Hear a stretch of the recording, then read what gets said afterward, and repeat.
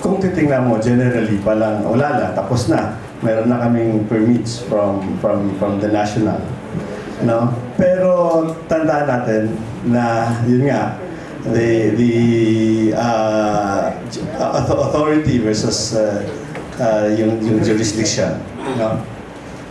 Maybe, no, for us as a legislative body, for us, siguro, you get your permit from the national kung walang local policies or like ordinances, government, local government tuning. Well, maybe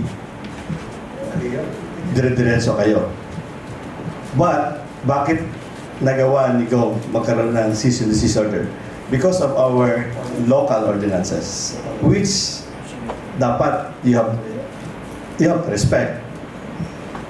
Because that is our local policy. Isang halimbawa,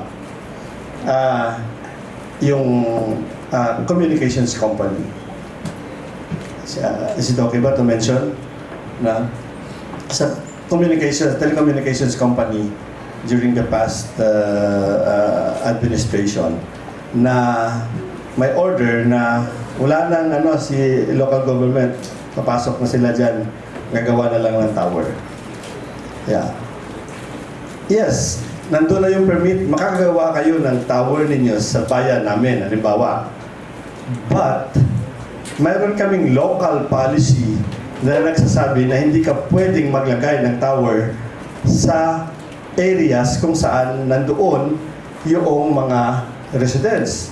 May certain radius na hindi allow. We're not saying na hindi kayo pwedeng maglagay ng telecommunications company ninyo or tower ninyo sa aming lugar. But because of our policy, you have to abide with our policy na hindi ka pwedeng maglagay dyan. Same thing din dapat dyan. Okay, kung hindi ito marine sanctuary, di ba? Kung wala tayong environmental codes, so maybe you can explore kasi hindi yan cover ng aming policy. Yeah?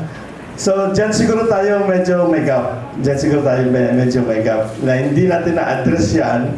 Na kasi, akala natin, meron tayong we have the permits from the national government. But we ignore the policy of the local governments. Yan dyan siguro. Yeah, so yan yung mga bagay na i-address natin siguro from the DNR, from the Office of EMD.